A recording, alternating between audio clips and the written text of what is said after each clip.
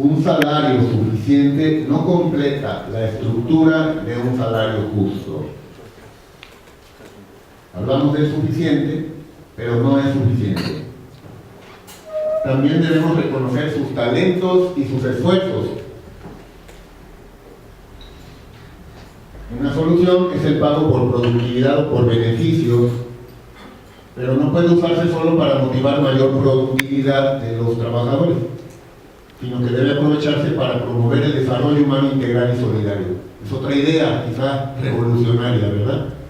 Porque normalmente estamos acostumbrados a todo verlo muy en el punto de vista materialista. Yo te pago un bono de productividad para motivar la productividad. Suena razonable, es lo normal, pero la propuesta, porque esta plática es sobre un fundamento ético, no materialista, sino ético de la justicia salarial, nosotros lo que estamos proponiendo es que debe aprovecharse ese dinero, esos recursos que se están aportando, no solo para mejorar la productividad de los trabajadores, que eso sería como nada más estar interesado en incrementar el capital, sino para promover el desarrollo humano integral y solidario de las personas, para que las personas crezcan, para que todos crezcamos. Es un enfoque diferente. Cómo usar nuestros recursos para que todos crezcamos, no solo en lo económico, sino como personas.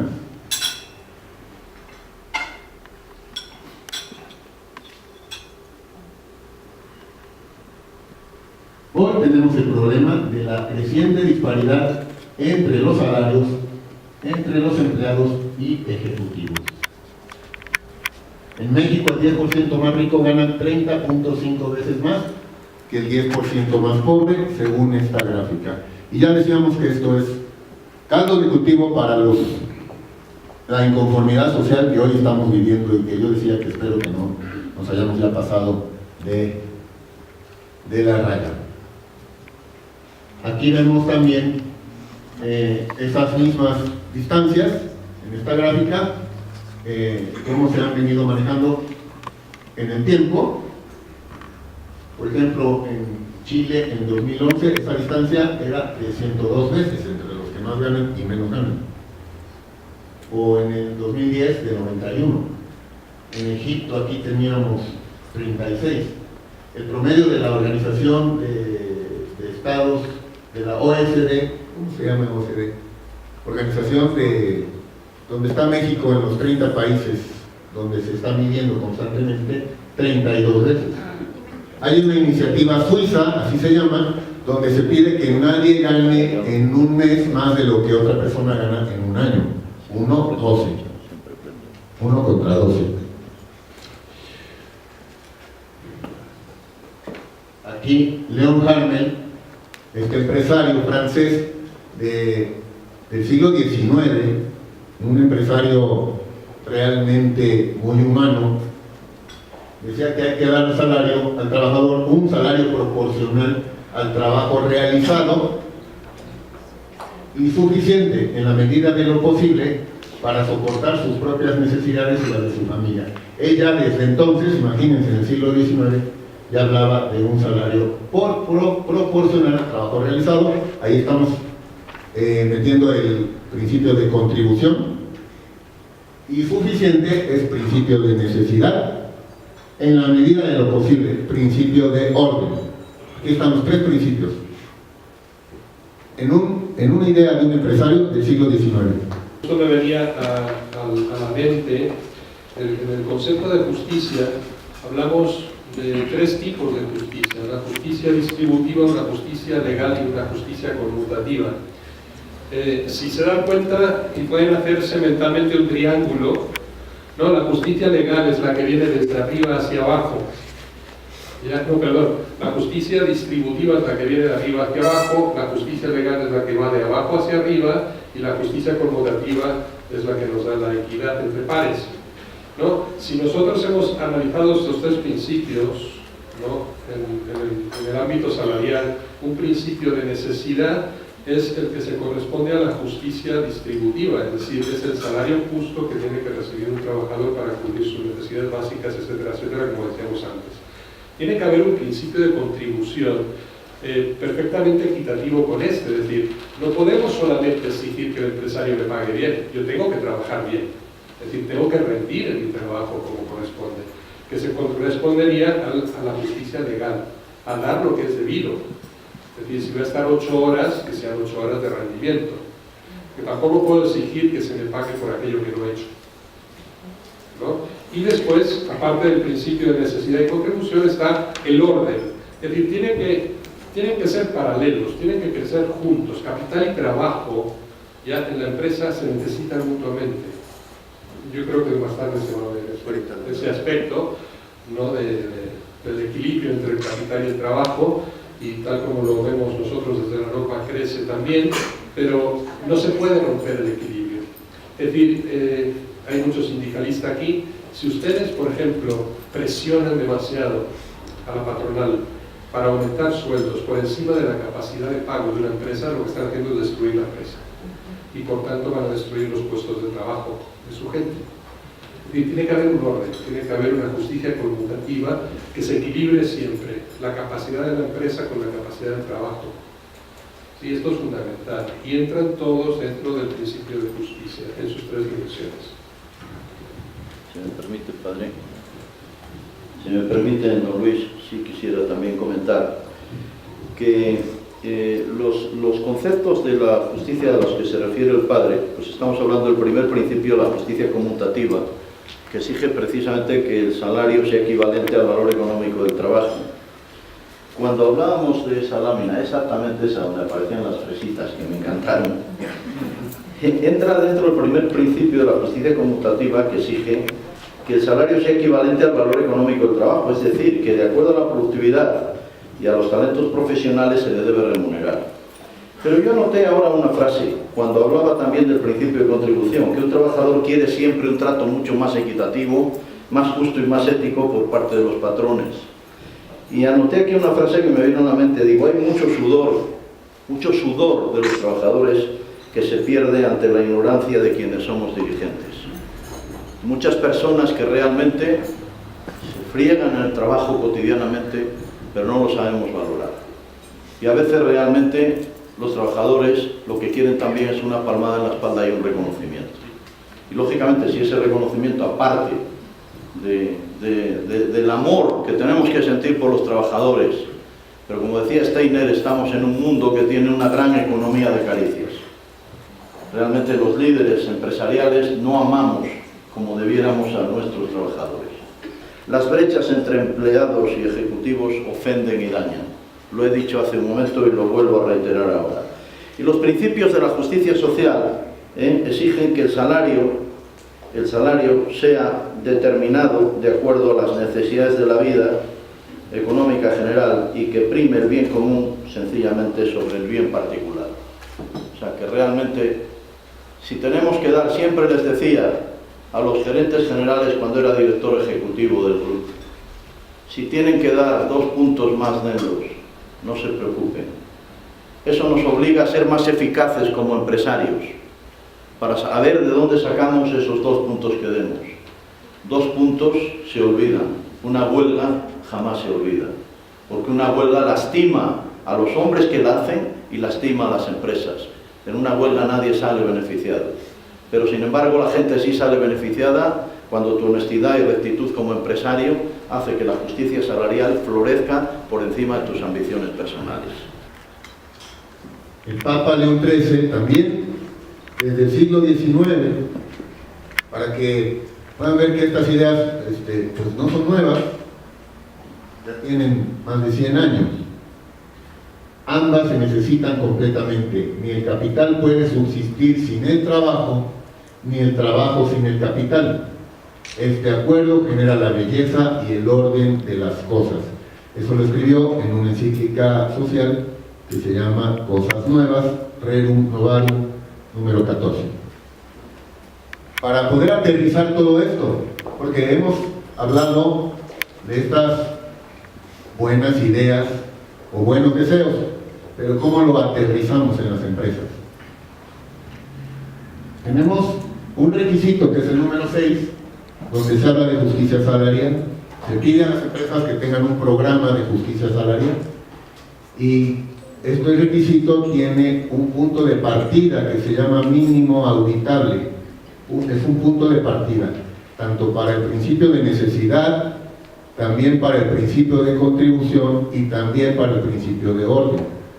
En cuanto al principio de necesidad, pide que las empresas hagan un estudio socioeconómico de las personas que menos salario reciben, de las que están más abajo en el tabulador. El estudio socioeconómico se puede hacer de toda la gente, pero lo que pide la norma como un punto de partida es que se haga de los más necesitados, de los que menos tienen, para ver si lo que les estamos pagando alcanza para tener una vida digna. Otro mínimo es medir la distancia entre el 5% de las personas en una empresa que más salario reciben, que trabajan tiempo completo en la empresa, contra el 5% de los que menor salario reciben. Y se pide en ese punto de partida, en ese mínimo, que esa distancia no sea mayor a 20 veces. Si ven, el promedio que tenemos en México es como de 30. Entonces aquí estamos tratando de ser un poquito más exigentes. Pero luego hay otro mínimo que pide que esa distancia vaya disminuyendo año con año. No queremos que, no pretendemos que todos estemos igual. Yo pienso que las diferencias son buenas y no todo el mundo tiene la misma capacidad o los mismos deseos de superación. Pero sí creo que tenemos que reducir esas diferencias que hoy son escandalosas y que nos están causando muchos problemas. No sabemos que hablar de justicia absoluta, pues no lo vamos a lograr. Pero sí es un intento de aproximarnos a la justicia. Ahora tenemos el principio de contribución. ¿Y cómo lo aborda la norma? El punto de partida dice: mecanismo para identificar, reconocer y promover la responsabilidad, dedicación y resultados del personal. Entonces, tenemos que tener esos mecanismos. Y que ese ingreso extra, que no va a ser por la necesidad del trabajador, sino por sus resultados, por su dedicación, por su responsabilidad,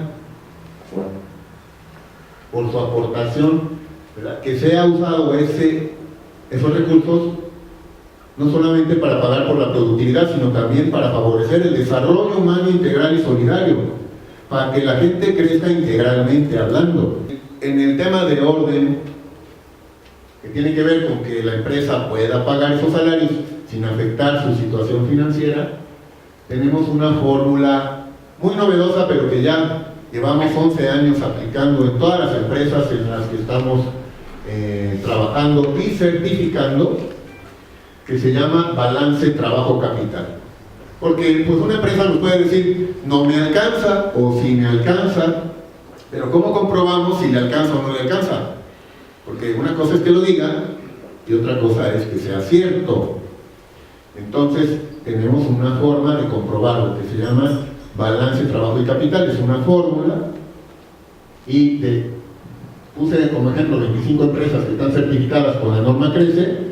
Tenemos un promedio de que se paga 60% al trabajo y 40% al capital. O sea que estas empresas certificadas con CRECE están muy sanas, muy en orden, ¿verdad?, en este tema. Voy a tratar de explicar esto de balance trabajo-capital para que no quede así nada más en el aire. Lo que, no sé si aquí habrá algún contador, ¿verdad? ¿Hay algún contador? ¿Alguien que...? Si hay contadores. Bueno, ok, son pocos, entonces voy a tratar de explicarlo de alguna forma que no sea tan contable. El balance de trabajo capital a lo que se refiere es una balanza. Pensemos en una balanza donde en un lado está todo lo que se le paga al trabajo: sueldos, salarios, prestaciones, uniformes, capacitación, quizá algunas cuestiones de seguridad que favorezcan a las personas, algunos impuestos que paga la empresa por el trabajo, como el impuesto sobre nómina, la participación en las utilidades, el seguro social, todo va en la balanza de trabajo, porque es lo que se paga por el trabajo. Y en el otro lado de la balanza tenemos todo lo que se aporta a capital, como pueden ser inversiones o dividendos. Entonces, se va viendo el equilibrio que hay entre esta parte de la izquierda, que es el capital, y la otra parte, que es lo que se paga al trabajo. Y por lo menos lo que pide la norma es que haya un equilibrio. Hay veces que hemos visto empresas que tienen todo recargado al capital, y eso se nota en el clima laboral, que no es muy bueno, porque la gente ve que la empresa produjo más en un año. Oye, este año produjimos más, trabajamos más, pero pues no vemos ningún beneficio para nosotros. Y quizá la persona que trabaja no conoce el resultado de esta fórmula, pero sí lo vive, porque se da cuenta que a la empresa le fue bien, pero el trabajador no recibió nada. Entonces ahí evidentemente hay un desequilibrio entre el trabajo y el capital.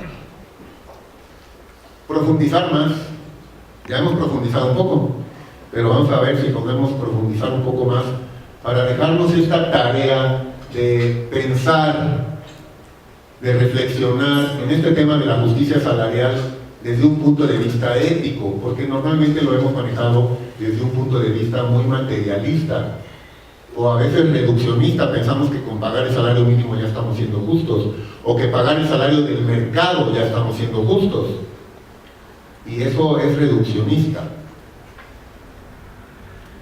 Es mejor ver el pago del trabajo como parte de una relación que en lo central es moral y espiritual. Porque el pago que se hace nunca puede retribuir por completo el trabajo humano. El salario pagado nunca puede representar el trabajo hecho, porque éste participa del trabajo en marcha del creador. Tratando de explicar un poquito más esto. El ser humano tiene una dignidad tan alta que no hay forma de pagar por su trabajo. ¿A poco nunca les ha pasado que alguien les dice, oye, o ustedes mismos lo dicen, oye, pues mira, tú me estás pagando esto, pero ¿quién me paga por esa dedicación, por ese compromiso, por ese amor, por la vida que dejé en el trabajo, por toda mi vida que dejé aquí en esta empresa, por los sacrificios que hice, por el tiempo que dejé a mi familia? ¿Quién me paga por eso? Por más que me pague alguien por eso, nunca me va a pagar suficiente por todo ese amor y ese compromiso y ese sacrificio. No hay forma de pagar por eso. Eso vale infinito, vale todo.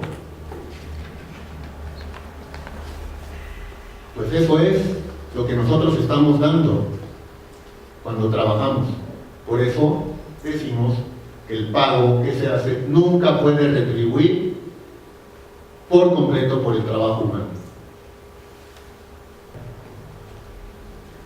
La compensación no es solo un intercambio, sino una oportunidad para que empleados y empleadores crezcan en virtud, otra vez, salirnos de ese ámbito materialista del sueldo y del trabajo, y ver el trabajo y el sueldo como herramientas, herramientas para crecer como personas. Aprovechar esos recursos que tenemos para crecer. Un salario justo describe esta relación en su totalidad, incluyendo la dimensión subjetiva de la persona en el trabajo, considerando los factores estratégicos. Creo que está compleja esta frase. Un salario justo describe esta relación del trabajo y la empresa en su totalidad, incluyendo esta parte subjetiva que ya comentaba, ¿no?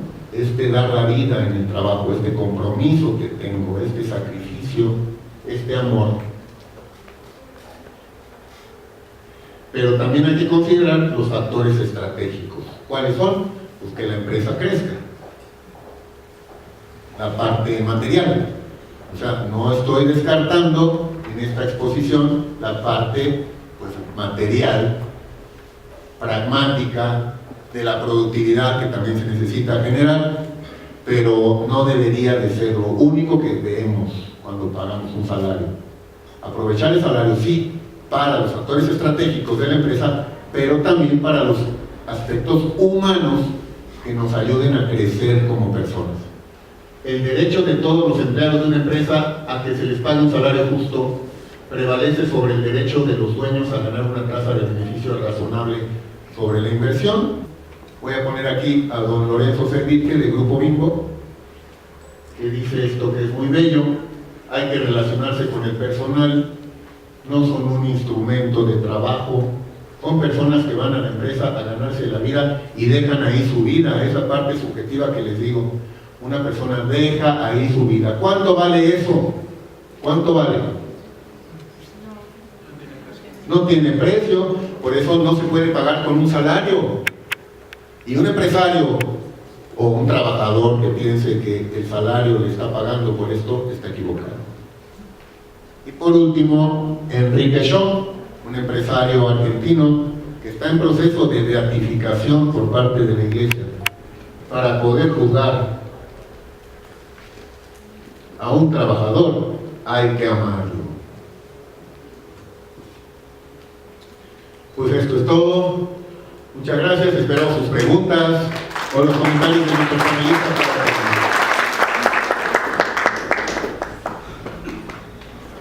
En una lámina donde hablaba el Papa León XIII, que verdaderamente fue un santo padre que se expresó mucho en favor de los trabajadores, también expresó que la cantidad de salario será determinada por el amo, así le llamaban antes, por el empleador ahora, pagado siempre al finalizar el trabajo, y si uno u otro no cumplen, ambos están incumpliendo la justicia. Y después los principios de necesidad de la norma crecen. Pues como presidente del Consejo Latinoamericano les digo que nosotros vamos a tratar de realmente de impulsar todos estos conceptos en la norma y no vamos a parar de hacerlo. Decía, me inspiro mucho en grandes personalidades. Estuve no hace mucho en El Salvador pronunciando unas conferencias y nos atendió allí alguna gente del gobierno y me impactaba una frase que comentaba Mauricio Funes, que decía: yo me debo al pueblo salvadoreño, y ese pueblo ni sabe ni entiende lo que es el socialismo del siglo XXI. Lo que quiere es que haya más democracia, que haya más justicia social y sobre todo que haya más trabajo y que se pague mejores salarios. O sea, ese es tener muy claro el concepto de ser presidente de un país. Después también hay otra frase que me ha impactado de este activista norteamericano del campo. Leí mucho sobre el tema del campo porque Cebadas y Martas era una empresa relacionada con el campo, y decía César Chávez: estoy convencido de que el verdadero acto de valentía, el acto más fuerte del hombre, es sacrificarse por los demás en una lucha totalmente no violenta por la justicia. Y es la realidad. Esta es una lucha no violenta por la justicia. Y finalmente,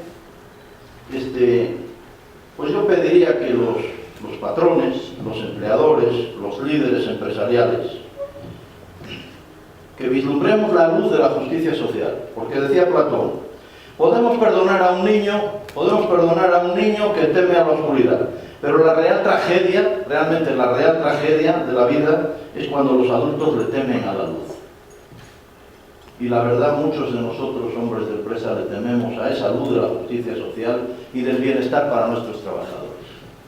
Les puedo testimoniar la felicidad que me embarga constante y permanentemente por haber sido durante más de 40 años un líder que realmente ha tratado de establecer la justicia social en sus organizaciones, llevándonos a grandes éxitos empresariales y a una gran productividad que realmente a mí a veces me abrumaba. Y eso lo provocaron los trabajadores, lo hizo la gente por el bienestar que tenían dentro de las organizaciones. Señores, Juan Pablo II decía: el verdadero éxito de la globalización se determina en la medida en que la misma permita disfrutar a cada persona de los bienes básicos, de los alimentos y vivienda, educación, empleo, paz y progreso social, desarrollo económico y justicia social. Y ya finalizo. abundando en la frase precisamente la última. Para poder juzgar a un trabajador hay que amarlo. Sí, hay que amarlo, realmente hay que amarlo. Estoy convencido de que si realmente amamos a los trabajadores, nosotros vamos a ser mucho más firmes y mucho más lógicos y sobre todo mucho más justos como empresarios. Hay un concepto que yo quiero aplicar hoy al mundo laboral, la causa que nos ocupa de la justicia salarial, que lo quiero leer desde él, desde una lectura que él hace del hombre, y es cuestionarnos cada mañana cuando salimos al trabajo. Lo que nos planteamos es ¿qué voy a hacer? ¿Qué voy a hacer en este día? Pero nunca nos preguntamos, nunca llegamos a preguntarnos ¿quién quiero ser hoy? ¿O quién quiero llegar a ser? Saben, por esa presentación vasta que hicieron, que soy especialista en teología moral, y uno de los cuestionamientos que en mis estudios nos hacíamos es que la gran pregunta moral, en la que está equivocada prácticamente la gran generalidad de la población del mundo de hoy, es que no es qué debo hacer, sino que la gran pregunta moral es quién quiero llegar a ser. Es una cuestión antropológica, ¿sí? No es una cuestión material, no es una cuestión del deber. Lamentablemente tenemos en nuestra mente siempre normas, preceptos, mandamientos, y por tanto hay que responder a ellas. Pero la moral no es una cuestión de mandamientos ni de preceptos, es una cuestión antropológica, es una cuestión del ser. Y Santo Tomás tenía una expresión magnífica que decía agere sequitur esse, es decir, la acción sigue al ser. Nadie puede hacer nada si no existe primero, ¿verdad? Esto es en el ámbito ontológico, en el ámbito del ser. Ahora, si transportamos esta frase de Santo Tomás al ámbito de la moral, al ámbito de la ética, nos vamos a dar cuenta de que es totalmente inversa. Essere sequitur agire, es decir, el ser sigue al actuar. Tú eres lo que haces. Te conviertes cada día a través de tus obras en lo que eres. Y el juicio y la valoración moral que podemos hacer de una persona es precisamente consecuencia y fruto del trabajo y de las obras que realiza. Yo puedo decir que una persona es buena o es mala, ¿no? De acuerdo a si hace el bien o hace el mal. Luego somos la consecuencia de nuestras obras, de nuestras acciones. Entonces yo les pregunto a raíz de esto, cuando salimos cada mañana a trabajar, ¿realmente nos preguntamos solamente qué tengo que hacer hoy? ¿No podríamos preguntarnos más bien desde esta visión trascendente que acabamos de exponer, ¿quién quiero llegar a ser hoy? Precisamente a través de mi trabajo. ¿En qué quiero convertirme? Porque esta debería ser la lección que normalmente aplicamos a nuestros hijos y en nuestro hogar, ¿no? Entramos a la profundidad del ser, pero lamentablemente no lo aplicamos al mundo del trabajo. Entonces somos esclavos del trabajo, cuando en realidad el trabajo debería ser precisamente aquello que nos enorgullece cada día y a través del cual encontramos nuestra dignidad personal cada momento. Para esto, esa justicia salarial, en todas las dimensiones que acabamos de ver, vemos que nos ayuda precisamente a hacer una valoración justa del trabajo que realizamos. ¿Por qué? Porque en el fondo en él es donde yo me estoy realizando día a día precisamente como persona. Termino leyéndoles también una frase que recopilé algún día para otra exposición. Se trata, y este es el objetivo con el que se funda y seguimos creciendo como empresa responsable, se trata de santificar el mundo desde dentro. Ustedes son los responsables de santificar el mundo desde dentro. Yo soy sacerdote, yo me subo al altar cada día, yo les predico los domingos en la Eucaristía, yo les confieso sus faltas y sus pecados, es mi misión como sacerdote. Pero ustedes que viven en el mundo, están llamados también a santificar este mundo, a perfeccionar este mundo, a dignificar este mundo. Esa es nuestra competencia. Y Cristo no nos pide un poco de santidad o un poco de perfección, sino mucha santidad. Quiere, sin embargo, que la alcancemos no con acciones extraordinarias, sino a través de las acciones corrientes de cada día, en nuestro quehacer ordinario. Y es el modo de realizarlas el que no debe ser común. Justo lo que decía ahora don Camilo citando a Martin Luther King, no me equivoco, ¿verdad? ¿No? Hacer obras grandes, hacer obras pequeñas, pero de una manera grande, grandiosa, cada momento. En la calle, en la oficina, en la fábrica, nos santificamos con tal de que desarrollemos con competencia cada uno de nuestros deberes, con amor a Dios, con alegría, de modo que el trabajo no sea la tragedia de cada mañana, sino la sonrisa cotidiana. Ánimo, sigamos trabajando, sigamos enriqueciendo nuestro mundo y sigamos dignificando nuestras personas. Gracias.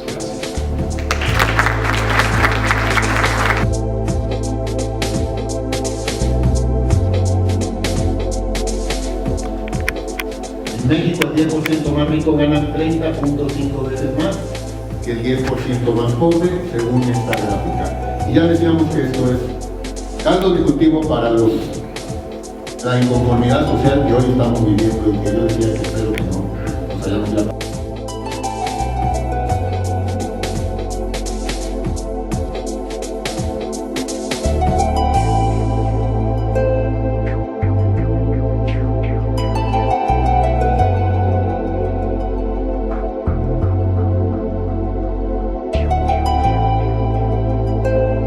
Parte del principio de necesidad y contribución está el orden. Es decir, tienen que ser paralelos, tienen que crecer juntos. Capital y trabajo ya en la empresa se necesitan mutuamente.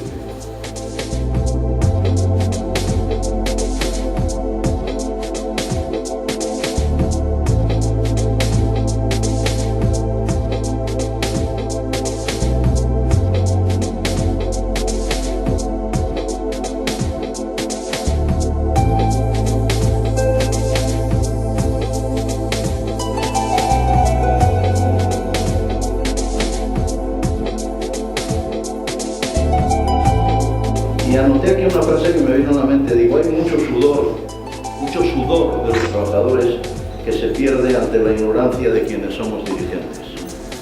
Muchas personas que realmente friegan el trabajo cotidianamente, pero no lo sabemos valorar.